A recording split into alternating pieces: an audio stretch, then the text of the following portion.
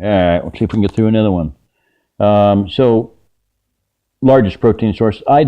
Point being is that now, when you get out in the countries, in any given place around here, there's generally more cattle than there are people in a lot of places. Now, does that literally mean that there's enough to go around? Not really. We have a family herd, and there's really not enough there to live off of, even though there's about 100 of them, because they're producing, and you lose some here and there, and it's hard to understand for most people, especially people that want to just go out and steal. But theft is very destructive because you're taking away from the profit margin of another person who has worked very hard for that and has put a lot of money, blood, sweat, tears, time, effort, labor, all of which count for something into that operation. So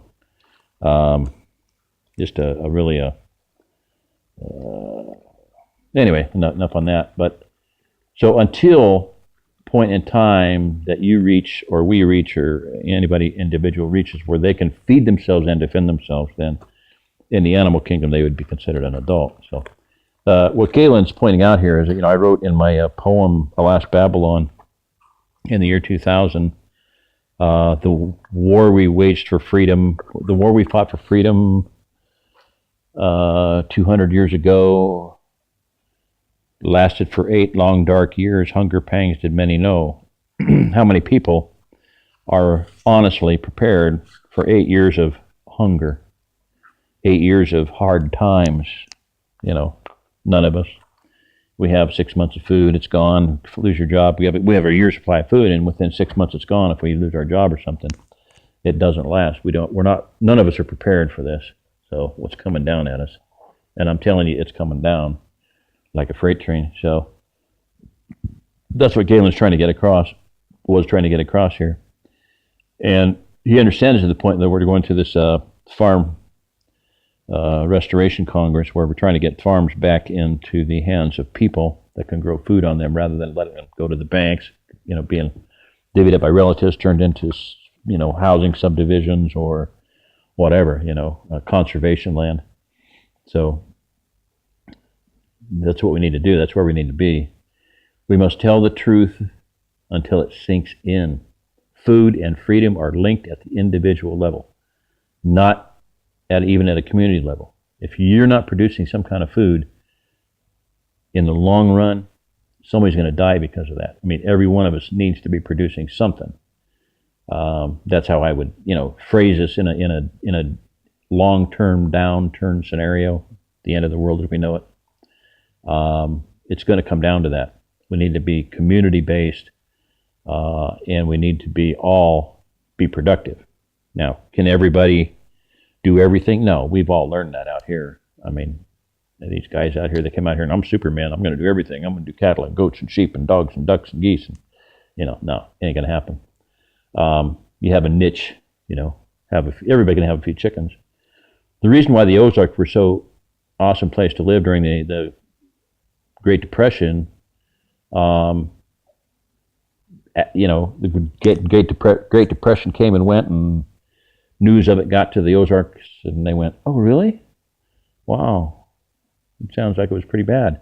Because nothing changed for them. Most people here, they had their 40 acres, they had their dairy cow, they had their goats, they had some chickens, and they had a garden, and they had an orchard, and what the heck else do you need? They had their own well. A lot of them were more wealthy during the Depression than they were before the Depression happened, because they were bigger food producers, or they had bigger capability to help people. And they actually made money during the Depression. Their food was worth more. One woman not too far from here could ride a bike over there, walk, whatever, not too far, bought 1,000 acres during that time, because she charged people 50 cents a week for room and board, or 50 cents a day, whatever it was. I think it was 50 cents a week. Room and board, they got a good place. It was safe. It was out of the city. It was cheaper than what it would cost them to live in the city. And they had good, healthy food. And with that 50 cents, she bought 1,000 acres. Acre that time sometimes would go for, a 40-acre farm near us went for $1. So what is land worth? Is it going to go up or down? I'd say it's probably going to go down. Gold ain't going to cut it. Gold's going to be pretty much worthless. So Oh, crisis is imminent, below the underlining there, and coming on an unimaginable scale. Does anyone doubt this? It is just a matter of time.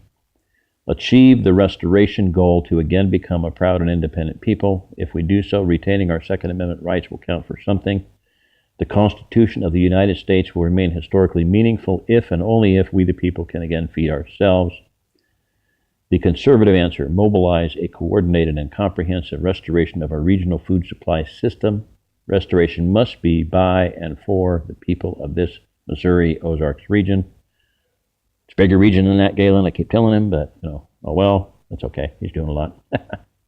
He's doing more in a couple counties there than anybody's doing in the whole country.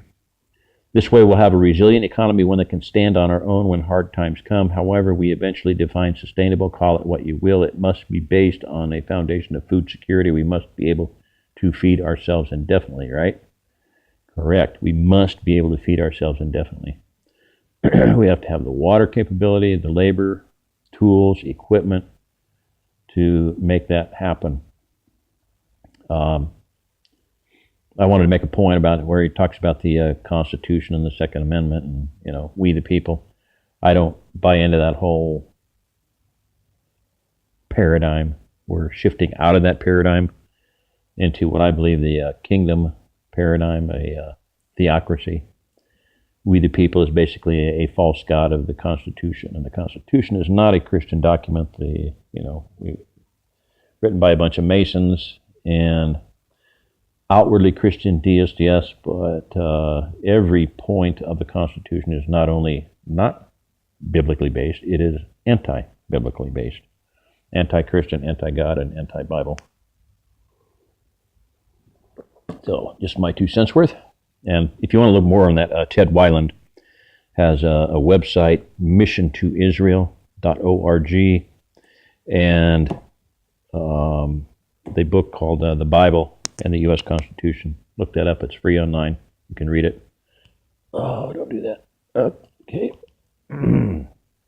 So, and he proves that point after point after point that the Constitution is not a Christian document.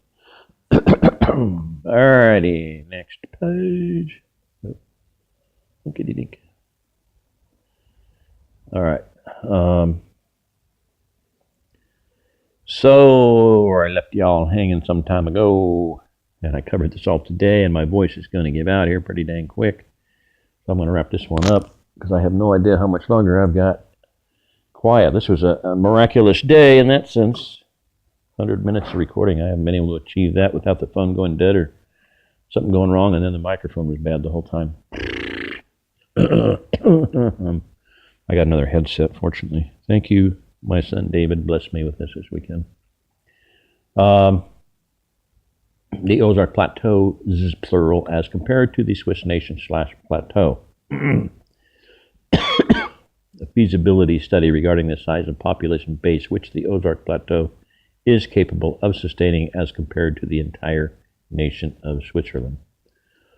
So the reason I did this was every once in a while I'd wake up in the morning and a question would be in my mind, or I'd ask a question, and before the question was done in my mind, the answer would be there, and it would be so obvious, so stunningly powerful, clear, simple, majestic. I would go like, man, everybody in the world should see this, but they don't. Why, I don't know.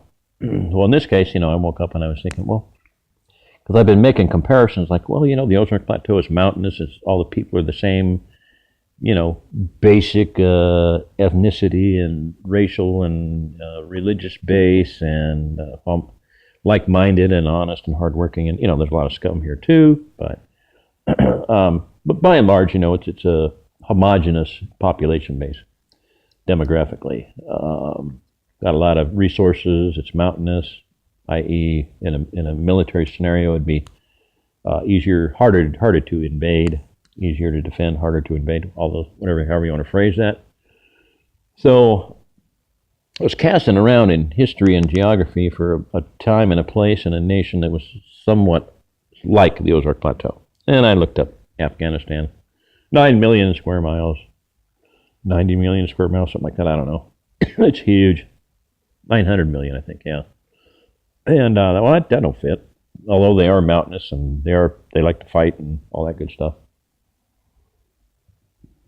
You know, the Mujahideen freedom fighters, they fought alongside the U.S. forces against Russia when Russia invaded. And, you know, years later, you know, we can go in and they said, we're not fighting for freedom. We just like to fight. You know, they'll fight anybody.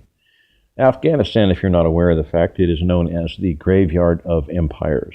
When a nation evolves into an empire and thinks they're badass enough to go in and invade Afghanistan, that means that they're on their deathbed. And Russia did that, and the empire fell apart, and America is doing that, did that, and, you know, it just means you're on your last leg when you're stupid enough to invade Afghanistan. It's like invading, you know, Russia in the wintertime, or Finland. Russia invaded Finland in the wintertime, for crying out loud. Russia knows how to, you know, wage war in the winter. Not when you're not in your own country. They went into Finland and lost 40-1. 40-1. Stalin said, I sent 1.5 million soldiers into Finland. 1 million of them never came home. You don't mess with the Indigs on their own territory. So, mountainous terrain, easier to defend. Simple rule of warfare. One of the most simple things in history that for people to understand, and they don't have a clue about it, and that's fine. I'm not here to teach history. I'm just here to point out some similarities and differences. So, Swiss Plateau is about 1/5 to 1/10 as big as the Ozark Plateau, and it is, it's a nation you don't mess with.